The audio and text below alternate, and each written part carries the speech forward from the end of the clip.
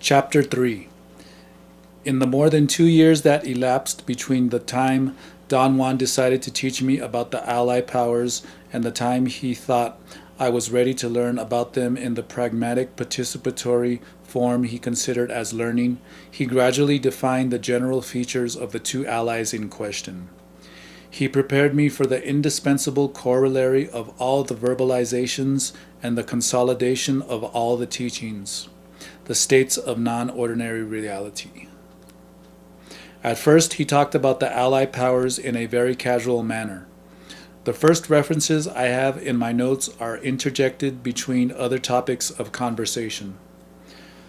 Wednesday, August 23rd, 1961.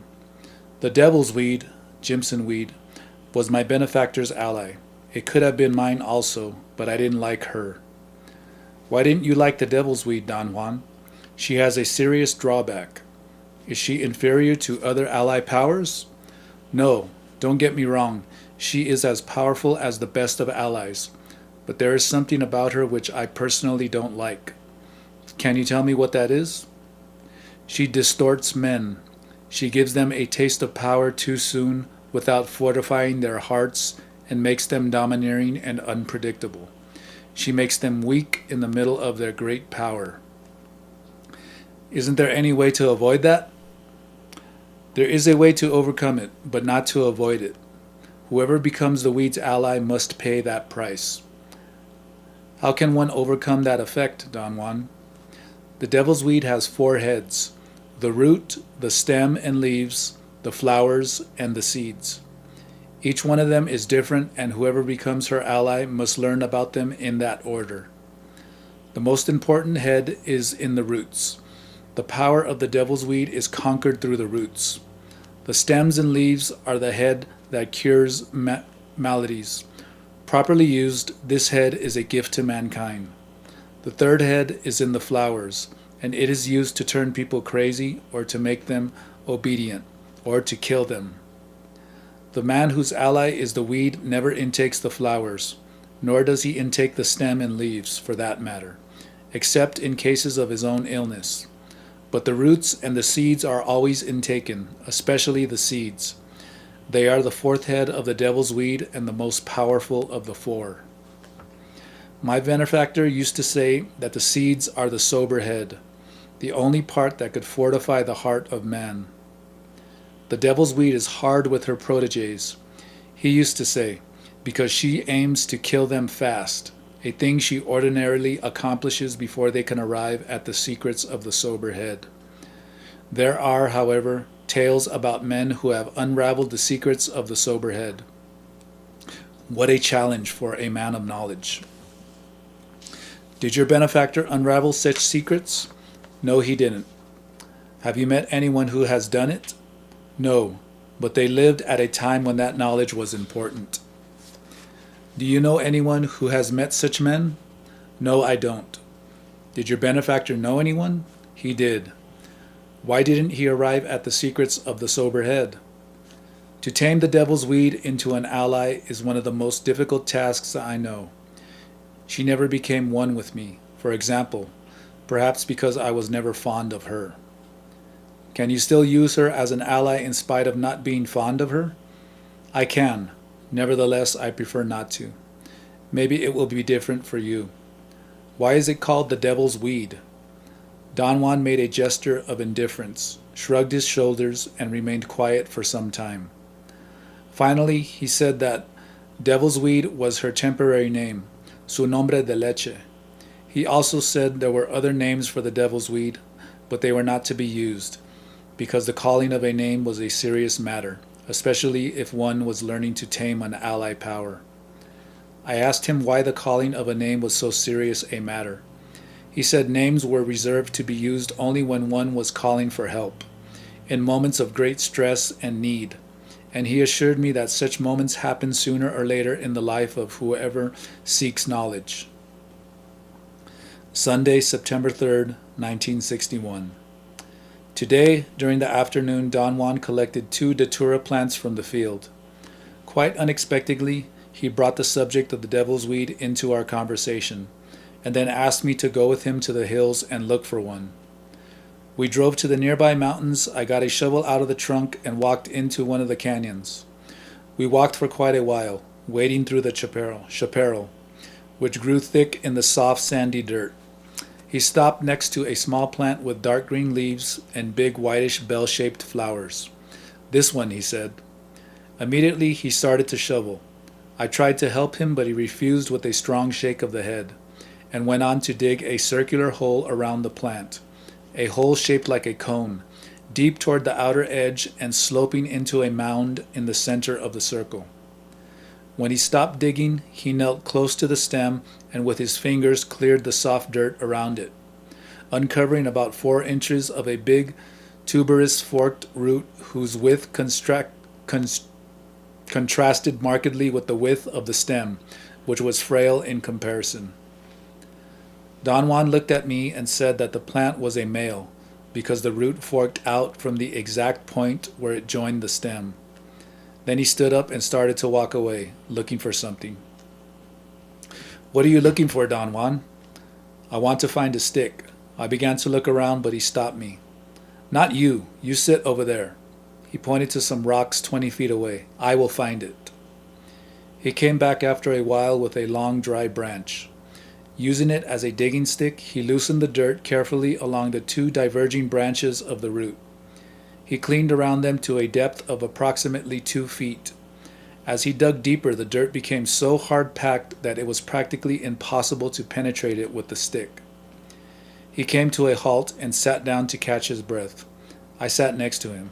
We did not talk for a long time. "Why don't you dig it out with the shovel?" I asked. "It could cut and injure the plant. I had to get a stick that belonged to the area so that if I had struck the root, the injury wouldn't have been as bad as one caused by a shovel or a foreign object." "What kind of stick did you get?" "Any dry branch of the palo verde tree would do. If there are no dry branches, you have to cut a fresh one." "Can you use the branches of any other tree?" "I told you, only palo verde and not any other." "Why is that so, Don Juan?" "Because the devil's weed has very few friends, and palo verde is the only tree in this area which agrees with her, the only thing that grabs or hooks onto it. Lo único que prende. If you damage the root with a shovel, she will not grow for you when you replant her. But if you injure her with such a stick, chances are the plant will not even feel it." "What are you going to do with the root now?" "I'm going to cut it." "You must leave me. Go find another plant and wait until I call you." "Don't you want me to help you?" "You may help me only if I ask you."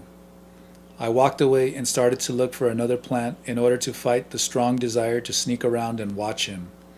After some time he joined me. "Let us look for the female now," he said.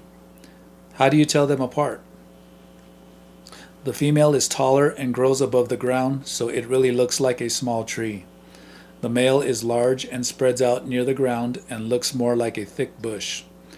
Once we dig the female out, you will see it has a single root going for quite a way before it becomes a fork.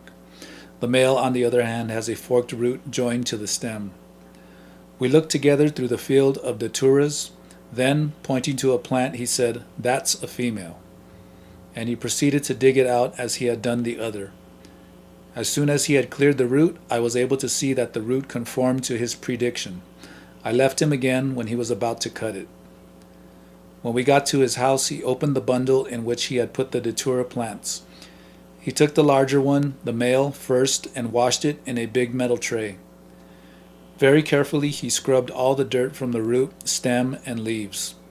After that meticulous cleaning, he severed the stem from the root by making a superficial incision around the width of their juncture with a short serrated knife and by cracking them apart. He took the stem and separated every part of it by making individual heaps with leaves, flowers, and the prickly seed pods. He threw away everything that was dry or had been spoiled by worms and kept only those parts that were complete. He tied together the 2 branches of the root with 2 pieces of string, cracked them in half after making a superficial cut at the joint, and got 2 pieces of root of equal size. He then took a piece of rough burlap cloth and placed in its first the two pieces of root tied together on top of them. He put the leaves in a neat bunch, then the flowers, the seed pods, and the stems. He folded the burlap and made a knot with the corners. He repeated exactly the same steps with the other plant, the female, except that when he got to the root, instead of cutting it, he left the fork intact, like an upside-down letter Y. Then he placed all the parts in another cloth bundle. When he finished, it was already dark. Wednesday, September 6, 1961. Today, late in the afternoon, we returned to the topic of the devil's weed. I think we should start with that weed again, Don Juan said suddenly. After a polite silence, I asked him, "What are you going to do with the plants?" "The plants I dug out and cut are mine," he said. It is as though they were myself. With them, I'm going to teach you the way to make the devil's weed." "How will you do that?" "The devil's weed is divided into portions, partes. Each one of these portions is different. Each has its unique purpose and service." He opened his left hand and measured on the floor from the tip of his thumb to the tip of his fourth finger. "This is my portion. You will measure yours with your own hand. Now, to establish dominion over the devil's weed, you must begin by taking the first portion of the root. But since I have brought you to her, you must take at the beginning." He went inside the house and brought out one of the burlap bundles. He sat down and opened it. I noticed it was the male plant. I also noticed there was only one piece of root. He took the piece that was left from the original set of two and held it in front of my face. "This is your first portion," he said. "I give it to you. I have cut it myself for you. I have measured it as my own. Now I give it to you." For an instant, the thought that I would have to chew it like a carrot crossed my mind, but he placed it inside a small white cotton bag. He walked to the back of the house. He sat there on the floor with his legs crossed, and with a round mano began to mash the root inside the bag. He worked it over a flat slab which served as a mortar. From time to time he washed the two stones, and kept the water in a small flat wooden dugout basin. As he pounded, he sang an unintelligible chant, very softly and monotonously. When he had mashed the root into a soft pulp inside the bag, he placed it in the wooden basin. He again placed the slab mortar and the pestle into the basin, filled it with water, and then carried it to a sort of rectangular pig's trough set against the back fence. He said that the root had to soak all night and had to be left outside of the house so it would catch the night air, el sereno. "If tomorrow is a sunny, hot day, it will be an excellent omen," he said. Sunday, September 10th, 1961. Thursday, September 7th, was a very clear and hot day. Don Juan seemed very pleased with the good omen, and repeated several times that the devil's weed had probably liked me. The root had soaked all night, and about 10 a.m. we walked to the back of the house. He took the basin out of the trough, placed it on the ground, and sat next to it. He took the bag and rubbed it on the bottom of the basin. He held it a few inches above the water and squeezed its contents, then dropped the bag into the water. He repeated the same sequence 3 more times, then discarded the bag, tossing it into the trough, and left the basin in the hot sun. We came back to it 2 hours later. He brought with him a medium-sized kettle with boiling yellowish water. He tipped the basin very carefully and emptied the top water, preserving the thick silt that had accumulated on the bottom. He poured the boiling water on the silt and left the basin in the sun again. This sequence was repeated 3 times at intervals of more than an hour. Finally, he poured out most of the water from the basin, tipped it to an angle to catch the late afternoon sun, and left it. When we returned hours later, it was dark. On the bottom of the basin, there was a layer of gummy substance. It resembled a batch of half-cooked starch, whitish or light gray. There was perhaps a full teaspoon of it. He took the basin inside the house, and while he put some water on to boil, I picked out pieces of dirt the wind had blown into the silt. He laughed at me. That little dirt won't hurt anybody. When the water was boiling, he poured about a cup of it into the basin. It was the same yellowish water he had used before. It dissolved the silt, making a sort of milky substance. What kind of water is that, Don Juan? Water of fruits and flowers from the canyon. He emptied the contents of the basin into an old clay mug that looked like a flower pot. It was still very hot, so he blew on it to cool it. He took a sip and handed me the mug. "Drink now," he said.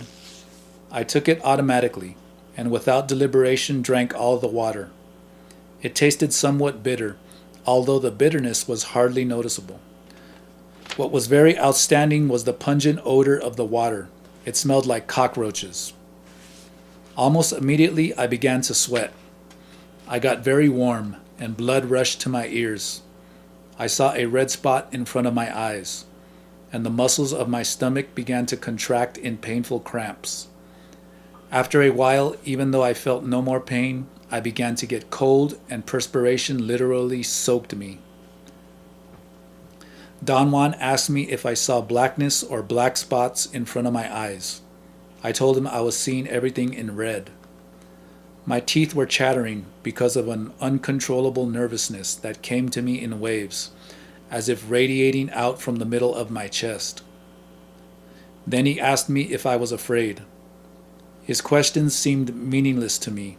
I told him that I was obviously afraid, but he asked me again if I was afraid of her. I did not understand what he meant, and I said yes. He laughed and said that I was not really afraid. He asked if I still saw red. All I was seeing was a huge red spot in front of my eyes. I felt better after a while. Gradually the nervous spasms disappeared, leaving only an aching, pleasant tiredness and an intense desire to sleep. I couldn't keep my eyes open, although I could still hear Don Juan's voice. I fell asleep. But the sensation of my being submerged in a deep red persisted all night. I even had dreams in red. I woke up on Saturday about 3 p.m. I had slept almost 2 days. I had a mild headache and an upset stomach, and very sharp intermittent pains in my intestines. Except for that, everything else was like an ordinary waking. I found Don Juan sitting in front of his house dozing. He smiled at me. "Everything went fine the other night," he said. "You saw red, and that's all that is important." "What would have happened if I had not seen red?" "You would have seen black, and that is a bad sign." "Why is it bad?" "When a man sees black, it means he is not made for the devil's weed, and he vomits his entrails out, all green and black." "Would he die?" "I don't think anyone would die, but he would be sick for a long time." "What happens to those who see red?" "They do not vomit, and the root gives them an effect of pleasure, which means they are strong and of violent nature, something that the weed likes. That is the way she entices. The only bad point is that men end up as slaves to the devil's weed in return for the power she gives them. But those are matters over which we have no control. Man lives only to learn, and if he learns, it is because that is the nature of his lot, for good or bad." "What shall I do next, Don Juan?" "Next you must plant a shoot, brote, that I have cut from the other half of the first portion of the root. You took half of it the other night, and now the other half must be put into the ground. It has to grow and seed before you can undertake the real task of taming the plant." "How will I tame her?" "The devil's weed is tamed through the root. Step by step, you must learn the secrets of each portion of the root. You must intake them in order to learn the secrets and conquer the power." "Are the different portions prepared in the same way you did the first one?" "No, each portion is different." "What are the specific effects of each portion?" "I already said, each teaches a different form of power. What you took the other night is nothing yet. Anyone can do that. But only the brujo can take the deeper portions. I can't tell you what they do because I don't know yet whether she will take you. We must wait. When will you tell me then? Whenever your plant has grown and seeded. If the first portion can be taken by anyone, what is it used for? In a diluted form, it is good for all the matters of manhood. Old people who have lost their vigor, or young men who are seeking adventures, or even women who want passion. You said that the root is used for power only, but I see it's used for other matters besides power. Am I correct? He looked at me for a very long time, with a steadfast gaze that embarrassed me. I felt my question had made him angry, but I couldn't understand why. The weed is used only for power, he finally said in a dry, stern tone. The man who wants his vigor back, the young people who seek to endure fatigue and hunger, the man who wants to kill another man, a woman who wants to be in heat, they all desire power. And the weed will give it to them. Do you feel like you like her? He asked after a pause. I feel a strange vigor, I said, and it was true. I had noticed it on awakening, and I felt it then. It was a very peculiar sensation of discomfort or frustration. My whole body moved and stretched with unusual lightness and strength. My arms and legs itched. My shoulders seemed to swell. The muscles of my back and neck made me feel like pushing or rubbing against trees. I felt I could demolish a wall by ramming it. We did not speak anymore. We sat on the porch for a while. I noticed that Don Juan was falling asleep. He nodded a couple of times, then he simply stretched his legs, lay on the floor with his hands behind his head, and went to sleep. I got up and went to the back of the house, where I burned up my extra physical energy by clearing away the debris. I remembered his mentioning that he would like me to help him clean up at the back of his house. Later, when he woke up and came to the back, I was more relaxed. We sat down to eat, and in the course of the meal, he asked me 3 times how I felt. Since this was a rarity, I finally asked, "Why do you worry about how I feel, Don Juan? Do you expect me to have a bad reaction from drinking the juice?" He laughed. I thought he was acting like a mischievous boy who has set up a prank and checks from time to time for the results. Still laughing, he said, "You don't look sick. A while ago you even talked rough to me." "I did not, Don Juan," I protested. "I don't ever recall talking to you like that." I was very serious on that point because I did not remember that I had ever felt annoyed with him. "You came out in her defense," he said. "In whose defense?" "You were defending the devil's weed. You sounded like a lover already." I was going to protest even more vigorously about it, but I stopped myself. I really did not realize I was defending her. "Of course you did not. You don't even remember what you said, do you?" "No, I don't. I must admit it." "You see, the devil's weed is like that. She sneaks up on you like a woman. You are not even aware of it. All you care about is that she makes you feel good and powerful. The muscles swelling with vigor, the fists itching, the soles of the feet burning to run somebody down. When a man knows her, he really becomes full of cravings. My benefactor used to say that the devil's weed keeps men who want power and gets rid of those who can't handle it. But power was more common then. It was sought more avidly. My benefactor was a powerful man, and according to what he told me, his benefactor in turn was even more given to the pursuit of power. But in those days, there was good reason to be powerful. Do you think there is no reason for power nowadays?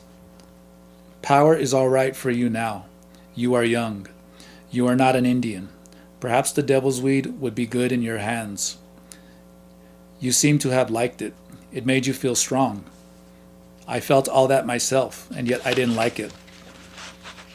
Can you tell me why, Don Juan? I don't like its power. There is no use for it anymore. In other times, like those my benefactor told me about, there was reason to seek power. Men performed phenomenal deeds, were admired for their strength, and feared and respected for their knowledge. My benefactor told me stories of truly phenomenal deeds that were performed long, long ago. But now we, the Indians, do not seek that power anymore. Nowadays, the Indians use the weed to rub themselves. They use the leaves and flowers for other matters. They even say it cures their boils. But they do not seek its power, a power that acts like a magnet, more potent and more dangerous to handle as the root goes deeper into the ground.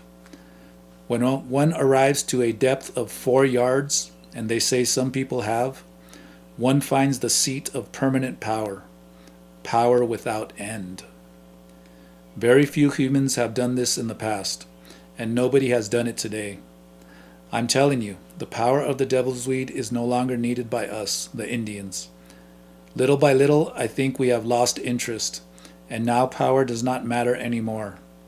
I myself do not seek it, and yet at one time, when I was your age, I too felt it swelling inside me. I felt the way you did today, only 500 times more stronger. I killed a man with a single blow of my arm. I could toss boulders, huge boulders, not even 20 men could budge. Once I jumped so high I chopped the top leaves off the highest trees. But it was all for nothing. All I did was frighten the Indians, only the Indians. The rest, who knew nothing about it, did not believe it. They saw either a crazy Indian or something moving at the top of the trees. We were silent for a long time. I needed to say something. It was different when there were people in the world, he proceeded. People who knew a man could become a mountain lion, or a bird, or that a man could simply fly. So I don't use the devil's weed anymore.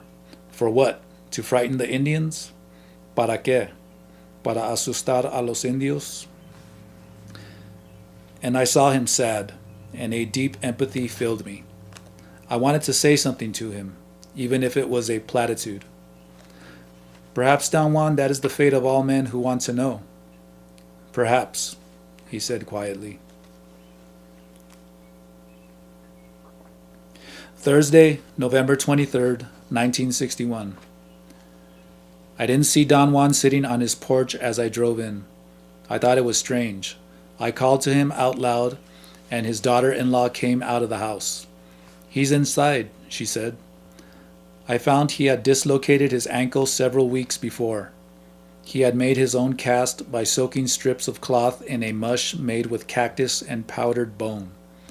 The strips, wrapped tightly around his ankle, had dried into a light, streamlined cast. It had the hardness of plaster, but not its bulkiness. "How did it happen?" I asked.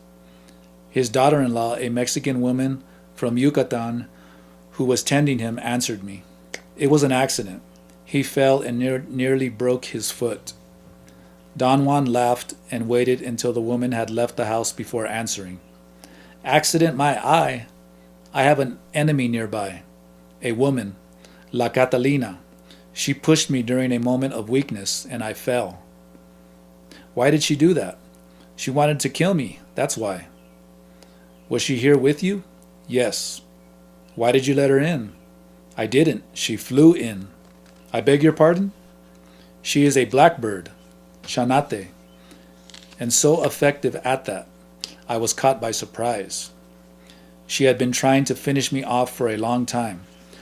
This time she got real close. "Did you say she is a blackbird? I mean, is she a bird?" "There you go again with your questions. She is a blackbird, the same way I'm a crow. I am a man or a bird. I am a man who knows how to become a bird. But going back to La Catalina, she is a fiendish witch. Her intent to kill me is so strong that I can hardly fight her off. The blackbird came all the way into my house and I couldn't stop it." "Can you become a bird, Don Juan?" "Yes, but that's something we'll take up later." "Why does she want to kill you?" "Oh, there's an old problem between us. I got out of hand, and now it looks as if I have to finish her off before she finishes me." "Are you going to use witchcraft?" I asked with great expectations. "Don't be silly. No witchcraft would ever work on her. I have other plans. I'll tell you about them someday." Can your ally protect you from her? No. The little smoke only tells me what to do. Then I must protect myself. How about Mescalito? Can he protect you from her? No. Mescalito is a teacher, not a power to be used for personal reasons. How about the devil's weed? I've already said that I must protect myself, following the directions of my ally, the smoke. And as far as I know, the smoke can do anything. If you want to know about any point in question, the smoke will tell you. And it will give you not only the knowledge, but also the means to proceed. It's the most marvelous ally a man could have. Is the smoke the best possible ally for everybody? It's not the same for everybody. Many fear it and won't touch it, or even get close to it. The smoke is like everything else. It wasn't made for all of us. What kind of smoke is it, Don Juan? The smoke of diviners. There was a noticeable reverence in his voice, a mood I had never detected before. I will begin by telling you exactly what my benefactor said to me when he began to teach me about it. Although at that time, like yourself now, I couldn't possibly have understood. The devil's weed is for those who bid for power. The smoke is for those who want to watch and see. And in my opinion, the smoke is peerless. Once a man enters into its field, every other power is at his command. It's magnificent. Of course, it takes a lifetime. It takes years alone to become acquainted with its two vital parts, the pipe and the smoke mixture. The pipe was given to me by my benefactor, and after so many years of fondling it, it has become mine. It has grown into my hands. To turn it over to your hands, for instance, will be a real task for me, and a great accomplishment for you, if we succeed. The pipe will feel the strain of being handled by someone else. And if one of us makes a mistake, there won't be any way to prevent the pipe from busting open by its own force, or escaping from our hands to shatter, even if it falls on a pile of straw. If that ever happens, it would mean the end of both of us, particularly of me. The smoke would turn against me in unbelievable ways. How could it turn against you if it's your ally? My question seemed to have altered his flow of thoughts. He didn't speak for a long time. The difficulty of the ingredients, he proceeded suddenly, makes the smoke mixture one of the most dangerous substances I know. No one can prepare it without being coached. It is deadly poisonous to anyone except the smoke's protege. Pipe and mixture ought to be treated with intimate care, and the man attempting to learn must prepare himself by leading a hard, quiet life. Its effects are so dreadful that only a very strong man can stand the smallest puff. Everything is terrifying and confusing at the outset, but every new puff makes things more precise, and suddenly the world opens up anew, unimaginable. When this happens, the smoke becomes one's ally and will resolve any questions by allowing one to enter into inconceivable worlds. This is the smoke's greatest property, its greatest gift, and it performs its function without hurting in the least. I call the smoke a true ally.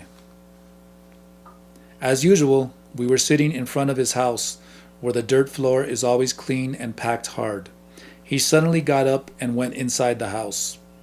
After a few moments, he returned with a narrow bundle and sat down again. "This is my pipe," he said. He leaned over toward me and showed me a pipe he drew out of a sheath made of green canvas. It was perhaps 9 or 10 inches long. The stem was made of reddish wood. It was plain, without ornamentation. The bowl also seemed to be made of wood, but it was rather bulky in comparison with the thin stem.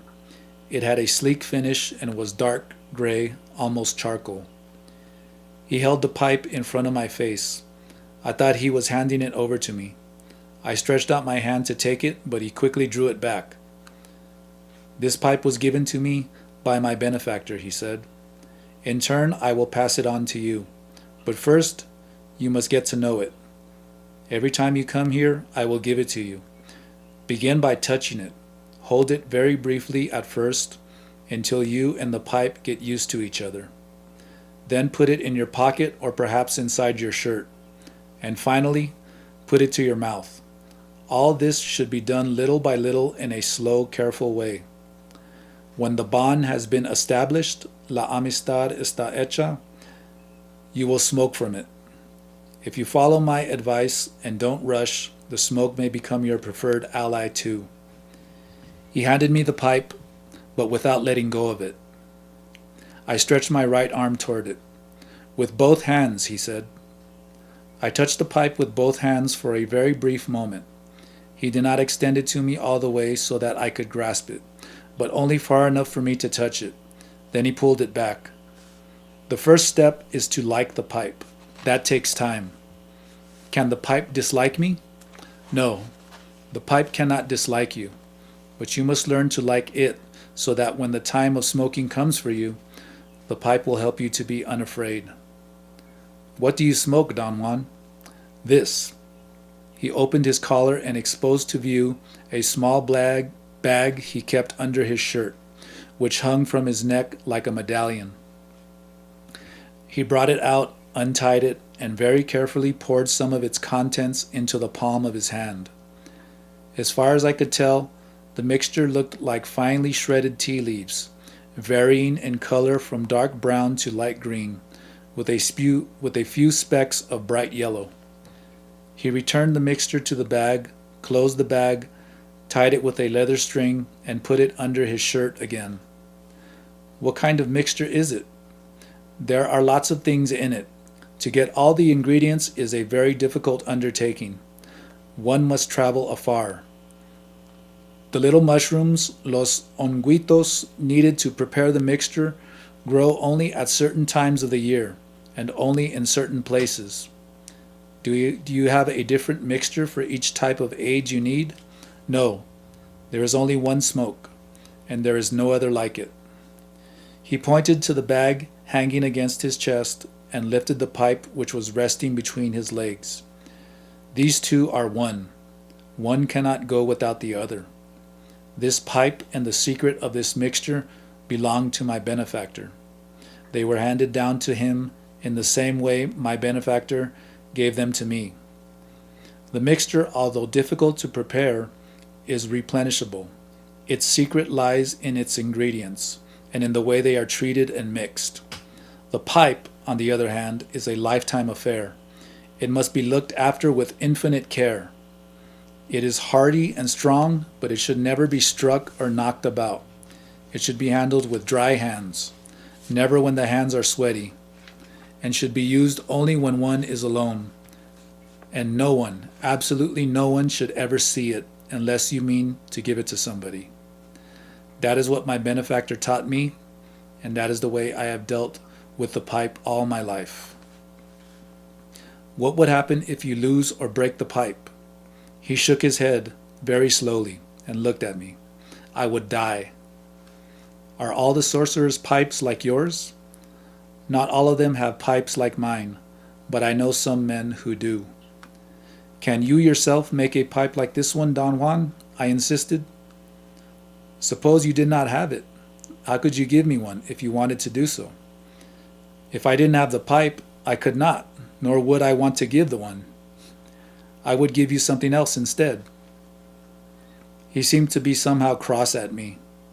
He placed his pipe very carefully inside the sheath, which must have been lined with a soft material, because the pipe, which fitted tightly, slid in very smoothly. He went inside the house to put his pipe away. Are you angry at me, Don Juan? I asked when he returned. He seemed surprised at my question. No, I am never angry at anybody. No human being can do anything important enough for that. You get angry at people when you feel that their acts are important. I don't feel that way any longer. Tuesday, December 26th, 1961. The specific time to replant the shoot, as Don Juan called the root, was not set, although it was supposed to be the next step in taming the plant power. I arrived at Don Juan's house on Saturday, December 23rd, early in the afternoon. We sat in silence for some time as usual. The day was warm and cloudy. It had been months since he had given me the first portion. "It is time to return the weed to the earth," he said suddenly. "But first I am going to fix a protection for you. You will keep it and guard it, and it is for you alone to see. Since I am going to fix it, I will also see it. That is not good, because as I told you, I am not fond of the devil's weed. We are not one. But my memory will not live long. I am too old. You must keep it from the eyes of others. However, for so long as their memory of having seen it lasts, the power of the protection is harmed." He went into his room and pulled 3 burlap bundles out from under an old straw mat. He came back to the porch and sat down. After a long silence, he opened one bundle. It was the female datura he had collected with me. All the leaves, flowers, and seed pods that he had stacked up before were dry. He took the long piece of root shaped like the letter Y and tied the bundle again. The root had dried and shriveled, and the bars of the fork had become more widely separated and more contorted. He put the root on his lap, opened his leather pouch, and pulled out his knife. He held the dry root in front of me. "This part is for the head," he said, and made the first incision on the tail of the Y, which in an upside-down position resembled the shape of a man with his legs spread out. "This is for the heart," he said, and cut close to the joint of the Y. Next, he chopped the tips of the root, leaving about 3 inches of wood on each bar of the Y. Then slowly and patiently he carved the shape of a man. The root was dry and fibrous. In order to carve it, Don Juan made 2 incisions and peeled the fibers between them to the depth of the cuts. Nevertheless, when he came to details, he chiseled the wood as when he shaped the arms and the hands. The final product was a wiry figurine of a man, arms folded over the chest and hands in a clasping position. Don Juan got up and walked to a blue agave growing in front of the house, next to the porch. He took the hard thorn of one of the center pulpy leaves, bent it, and rotated it 3 or 4 times. The circular motion almost detached it from the leaf. It hung loose. He bit on it, or rather, he held it between his teeth and yanked it out. The thorn came out from the pulp, bringing with it a bunch of long thread-like fibers attached to the woody part like a white tail 2 feet long. Still holding the thorn between his teeth, Don Juan twisted the fibers together between the palms of his hands and made a string which he wrapped around the figurine's legs to bring them together. He encircled the lower part of the body until the string was all used up. Then, very skillfully, he worked the thorn like an awl inside the front part of the body under the folded arms, until the sharp tip emerged as though popping out of the figurine's hands. He used his teeth again and, by pulling gently, brought the thorn nearly all the way out. It looked like a long spear protruding from the figure's chest. Without looking at the figure anymore, Don Juan placed it inside his leather pouch. He seemed exhausted from the effort. He lay down on the floor and fell asleep. It was already dark when he woke up. We ate the groceries I had brought him and sat on the porch for a while longer. Then Don Juan walked to the back of the house, carrying the 3 burlap bundles. He cut twigs and dry branches and started a fire. We sat in front of it comfortably, and he opened all 3 bundles. Besides the one containing the dry pieces of the female plant, there was another with all that was left of the male plant, and a third bulky one containing green, freshly cut pieces of datura. Don Juan went to the pig's trough and came back with a stone mortar, a very deep one that looked more like a pot, whose bottom ended in a soft curve. He made a shallow hole and set the mortar firmly on the ground. He put more dry twigs on the fire, then took the 2 bundles with the dry pieces of male and female plants and emptied them into the mortar all at once. He shook the burlap to make sure that all the debris had fallen into the mortar. From the third bundle, he extracted 2 fresh pieces of datura root.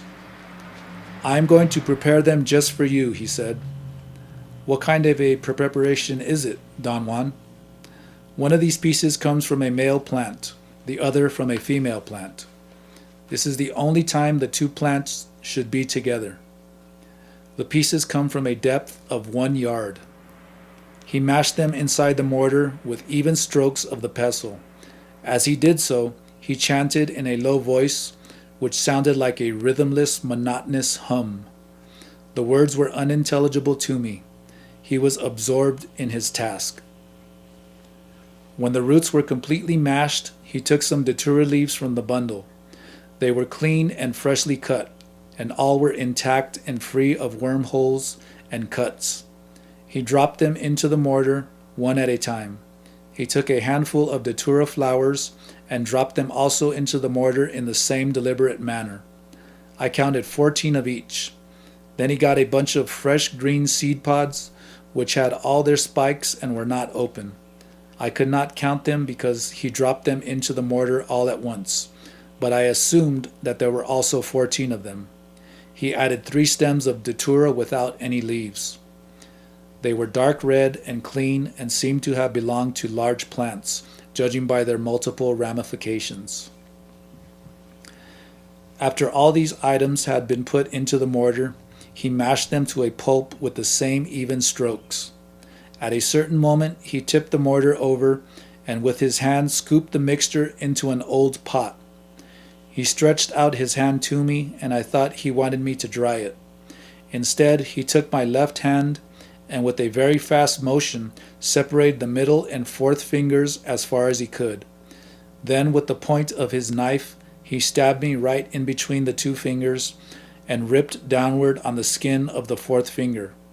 He acted with so much skill and speed that when I jerked my hand away, it was deeply cut, and the blood was flowing abundantly.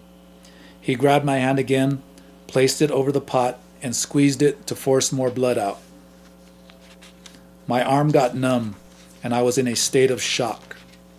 Strangely cold and rigid, with an oppressive sensation in my chest and ears.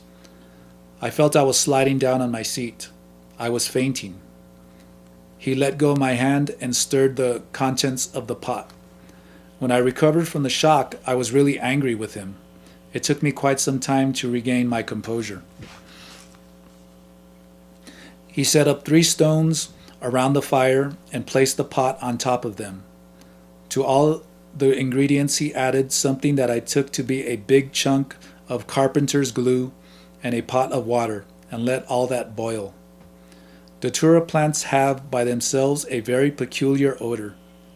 Combined with the carpenter's glue, which gave off a strong odor when the mixture began to boil, they created so pungent a vapor that I had to fight not to vomit.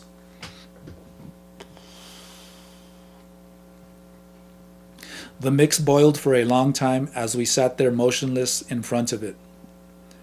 At times when the wind blew, the vapor in my direction, the stench enveloped me, and I held my breath in an effort to avoid it. Don Juan opened his leather pouch and took the figurine out. He handed it to me carefully and told me to place it inside the pot without burning my hands. I let it slip gently into the boiling mush.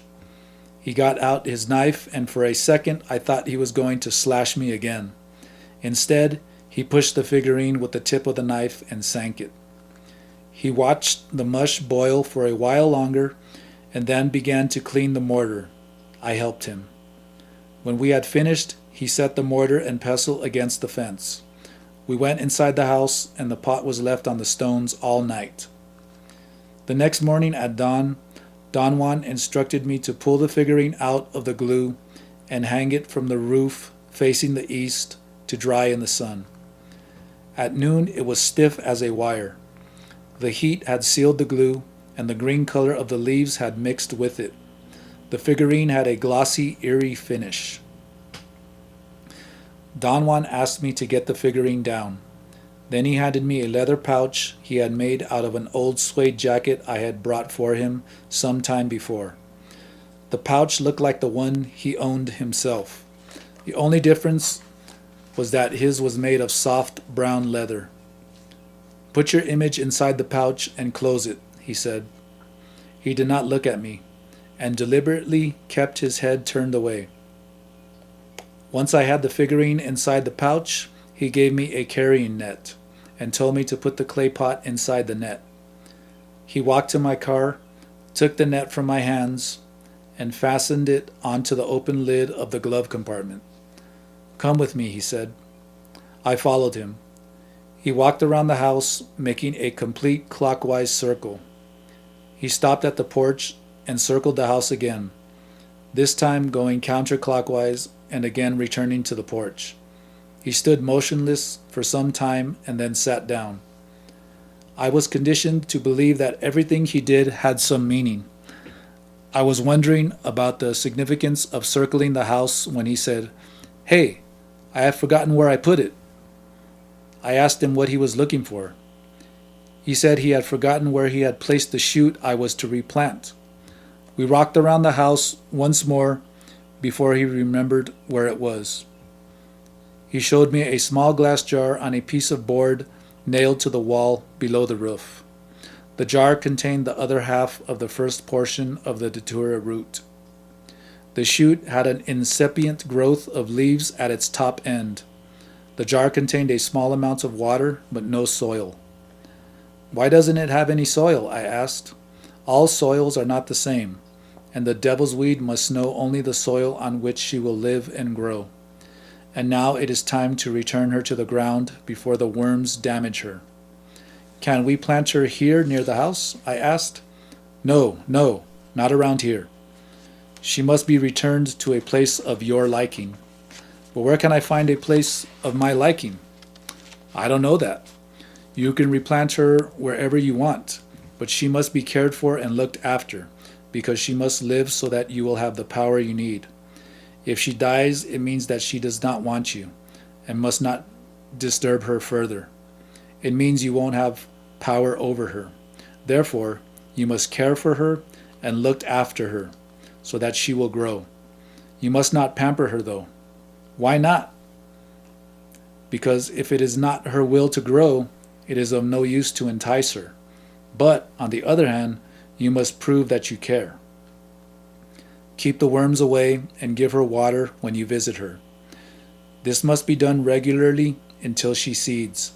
After the first seeds bud out, we will be sure that she wants you." "But Don Juan, it is not possible for me to look after the roots the way you wish." "If you want her power, you must do it. There is no other way." "Can you take care of her for me when I am not here, Don Juan?" "No, not I. I can't do that. Each one must nourish his own shoot. I had my own. Now you must have yours. And not until she has seeded, as I told you, can you consider yourself ready for learning. Where do you think I should replant her? That is for you alone to decide. And nobody must know the place, not even I. That is the way the replanting must be done. Nobody, but nobody, can know where your plant is. If a stranger follows you or sees you, take the shoot and run away to another place. He could cause you unimaginable harm through manipulating the shoot. He could cripple or kill you. That's why not even I must know where your plant is." He handed me the little jar with the shoot. "Take it now." I took it. Then he almost dragged me to my car. "Now you must leave. Go and pick the spot where you will replant the shoot. Dig a deep hole in soft dirt next to a watery place. Remember, she must be near water in order to grow. Dig the hole with your hands only, even if they bleed. Place the shoot in the center of the hole and make a mound around it. Then soak it with water. When the water sinks, fill the hole with soft dirt. Next, pick a spot 2 paces away from the shoot in that direction, pointing to the southeast. Dig another deep hole there, also with your hands, and dump into it what is in the pot. Then smash the pot and bury it deep in another place far from the spot where your shoot is. When you have buried the pot, go back to your shoot and water it once more. Then take out your image, hold it between the fingers where the flesh wound is, and, standing on the spot where you have buried the glue, touch the shoot lightly with the sharp needle. Circle the shoot 4 times, stopping each time in the same spot to touch it. Do I have to follow a specific direction when I go around the root? Any direction will do, but you must always remember in what direction you buried the glue, and what direction you took when you circled the shoot. Touch the shoot lightly with a point every time except the last, when you must thrust it deep, but do it carefully. Kneel for a more steady hand, because you must not break the point inside the shoot. If you break it, you are finished. The root will be of no use to you. Do I have to say any words while I go around the shoot? No, I will do that for you.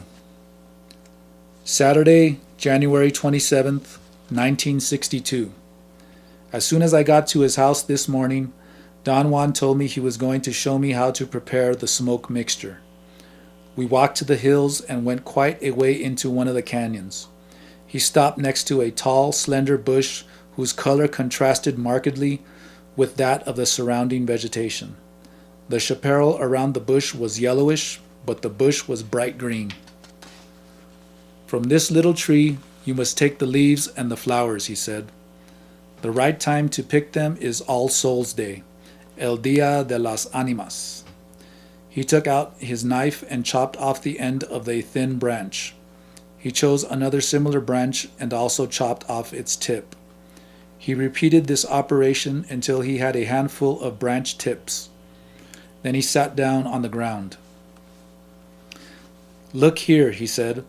I have cut all the branches above the fork made by 2 or more leaves and the stem. Do you see? They are all the same. I have used only the tip of each branch where the leaves are fresh and tender. Now we must look for a shaded place. We walked until he seemed to have found what he was looking for. He took a long string from his pocket and tied it to the trunk and the lower branches of 2 brushes, making a kind of clothesline on which he hung the branch tips upside down. He arranged them along the string in a neat fashion. Hooked by the fork between the leaves and the stem, they resembled a long row of green horsemen. One must see that the leaves dry in the shade, he said. The place must be secluded and difficult to get to. That way the leaves are protected. They must be left to dry in a place where it would be almost impossible to find them.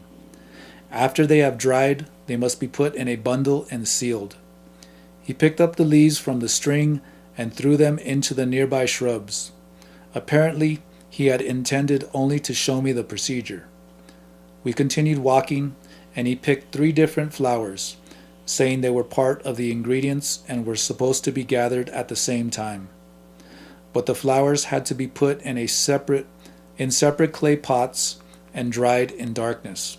A lid had to be placed on each pot so the flowers would turn moldy inside the container. He said the function of the leaves and the flowers was to sweeten the smoke mixture. We came out of the canyon and walked toward the riverbed. After a long detour, we returned to his house.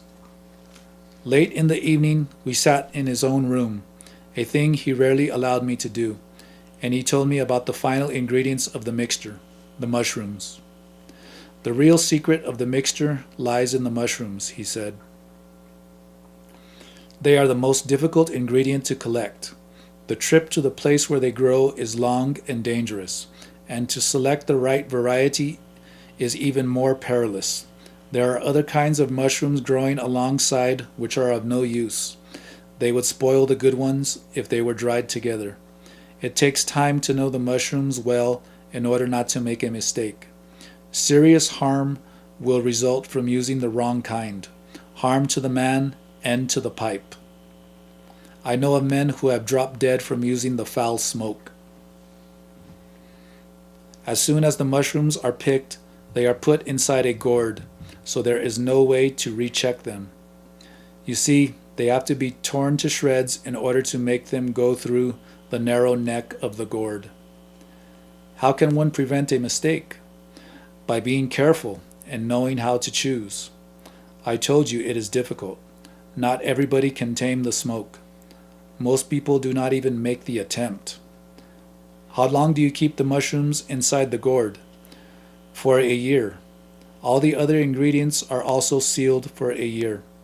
Then equal parts of them are measured and ground separately into a very fine powder. The little mushrooms don't have to be ground because they become a very fine dust by themselves. All one needs to do is to mash the chunks. 4 parts of mushrooms are added to 1 part of all the other ingredients together. Then they are all mixed and put into a bag like mine.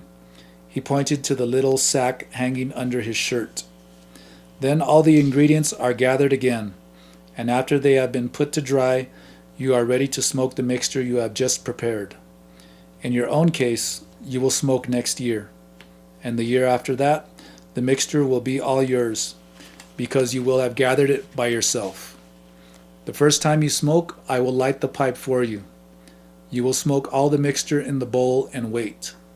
The smoke will come. You will feel it. It will set you free to see anything you want to see. Properly speaking, it is a matchless ally, but whoever seeks it must have an intent and a will beyond reproach. He needs them because he has to intend and will his return, or the smoke will not let him come back. Second, he must intend and will to remember whatever the smoke allowed him to see. Otherwise, it will be nothing more than a piece of fog in his mind.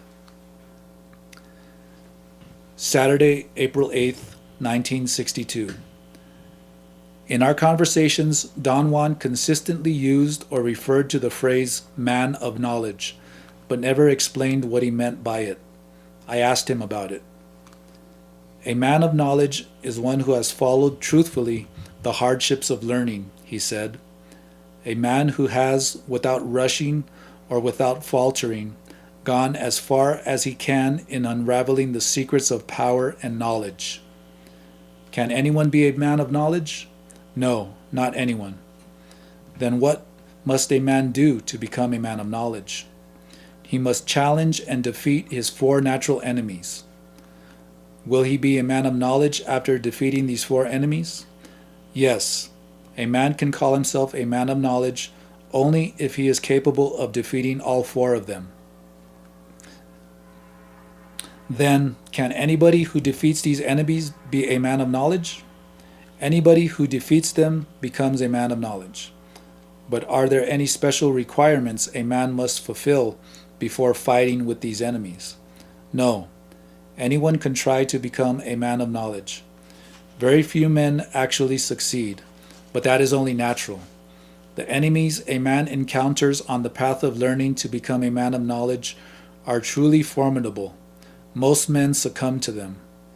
What kind of enemies are they, Don Juan? He refused to talk about the enemies. He said it would be a long time before the subject would make any sense to me. I tried to keep the topic alive and asked him if he thought I could become a man of knowledge. He said no man could possibly tell that for sure, but I insisted on knowing if there were any clues he could use to determine whether or not I had a chance of becoming a man of knowledge. He said it would depend on my battle against the 4 enemies, whether I could defeat them or would be defeated by them, but it was impossible to foretell the outcome of that fight. I asked him if he could use witchcraft or divination to see the outcome of the battle. He flatly stated that the results of the struggle could not be foreseen by any means, because becoming a man of knowledge was a temporary thing.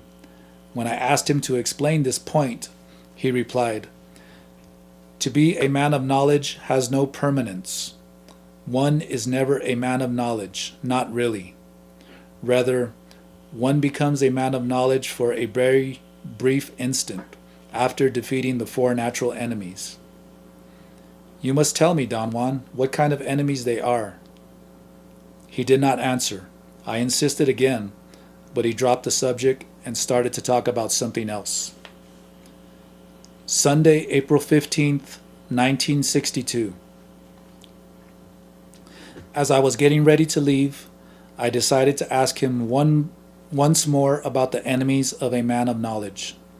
I argued that I could not return for some time, and it would be a good idea to write down what he had to say and then think about it while I was away.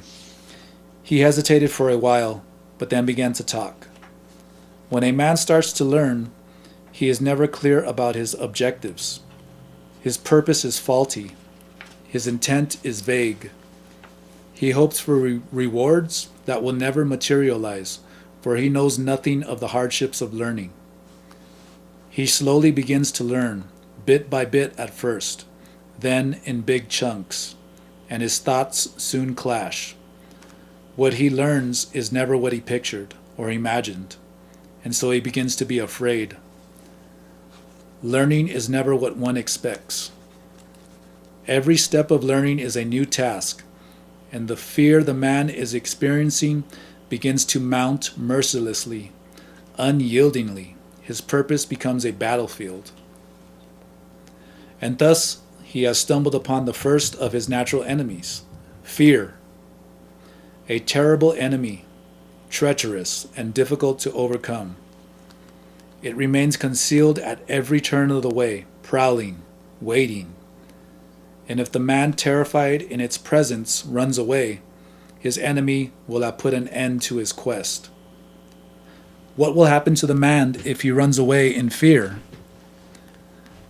Nothing happens to him except that he will never learn. He will never become a man of knowledge. He will perhaps be a bully or a harmless, scared man. At any rate, he will be a defeated man. His first enemy will have put an end to his cravings. And what can he do to overcome fear? The answer is very simple. He must not run away. He must defy his fear. And in spite of it, he must take the next step in learning, and the next, and the next. He must be fully afraid, and yet he must not stop. That is the rule. And a moment will come when his first enemy retreats.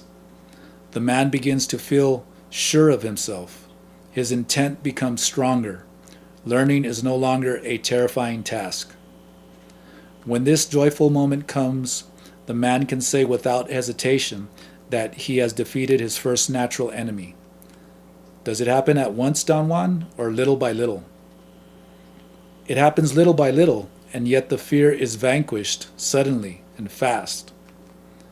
But won't the man be afraid again if something new happens to him? No. Once a man has vanquished fear, he is free from it for the rest of his life, because instead of fear, he has acquired clarity, a clarity of mind which erases fear. By then, a man knows his desires. He knows how to satisfy those desires. He can anticipate the new steps of learning, and a sharp clarity surrounds everything. The man feels that nothing is concealed. And thus he has encountered his second enemy, clarity. That clarity of mind, which is so hard to obtain, dispels fear, but also blinds. It forces the man never to doubt himself. It gives him the assurance he can do anything he pleases, for he sees clearly into everything, and he is courageous because he is clear, and he stops at nothing because he is clear. But all that is a mistake. It is like something incomplete. If the man yields to this make-believe power, he has succumbed to his second enemy, and he will be patient when he should rush, and he will fumble with learning until he winds up incapable of learning anything more. What becomes of a man who is defeated in that way, Don Juan? Does he die as a result? No, he doesn't die. His second enemy has just stopped him cold from trying to become a man of knowledge. Instead, the man may turn into a buoyant warrior or a clown. Yet the clarity for which he has paid so dearly will never change to darkness and fear again. He will be clear as long as he lives, but he will no longer learn or yearn for anything. But what does he have to do to avoid being defeated? He must do what he did with fear. He must defy his clarity and use it only to see, and wait patiently and measure carefully before taking new steps. He must think, above all, that his clarity is almost a mistake, and a moment will come when he will understand that his clarity was only a point before his eyes, and thus he will have overcome his second enemy, and he will arrive at a position where nothing can harm him anymore. This will not be a mistake. It will not be only a point before his eyes. It will be true power. He will know at this point that the power he has been pursuing for so long is finally his. He can do with it whatever he pleases. His ally is at his command. His wish is the rule. He sees all that is around him, but he has also come across his third enemy, power. Power is the strongest of all enemies, and naturally the easiest thing to do is to give in. After all, the man is truly invincible. He commands. He begins by taking calculated risks, and ends in making rules because he is a master. A man at this stage hardly notices his third enemy closing in on him, and suddenly, without knowing, he will certainly have lost the battle. His enemy will have turned him into a cruel, capricious man. Will he lose his power? No, he will never lose his clarity or his power. What then will distinguish him from a man of knowledge? A man who is defeated by power dies without really knowing how to handle it. Power is only a burden upon his fate. Such a man has no command over himself and cannot tell when or how to use his power. Is the defeat by any of these enemies a final defeat? Of course it is final. Once one of these enemies overpowers a man, there is nothing he can do. Is it possible, for instance, that the man who is defeated by power may see his error and mend his ways? No. Once a man gives in, he is through. But what if he is temporarily blinded by power and then refuses it? That means his battle is still on. That means he is still trying to become a man of knowledge. A man is defeated only when he no longer tries and abandons himself. But then, Don Juan, it is possible that a man may abandon himself to fear for years, but finally conquer it. No, that is not true. If he gives in to fear, he will never conquer it, because he will shy away from learning and never try again. But if he tries to learn for years, in the midst of his fear, he will eventually conquer it, because he will never really abandon himself to it. How can he defeat his third enemy, Don Juan? He has to defy it deliberately. He has to come to realize the power he has seemingly conquered is in reality never his. He must keep himself in line at all times, handling carefully and faithfully all that he has learned. If he can see that the clarity and power without his control over himself are worse than mistakes, he will reach a point where everything is held in check. He will know then when and how to use his power, and thus he will have defeated his third enemy. The man will be by then at the end of his journey of learning, and almost without warning, he will come upon the last of his enemies, old age. This enemy is the cruelest of all, the one he won't be able to defeat completely, but only fight away. This is the time when a man has no more fears, no more impatient clarity of mind, a time when all his power is in check, but also the time when he has an unyielding desire to rest. If he gives in totally to his desire to lie down and forget, if he soothes himself in tiredness, he will have lost his last round, and his enemy will cut him down into a feeble old creature. His desire to retreat will overrule all his clarity, his power, and his knowledge. But if the man slews off his tiredness and lives his fate through, he can then be called a man of knowledge, if only for the brief moment when he succeeds in fighting off his last invincible enemy. That moment of clarity, power, and knowledge is enough.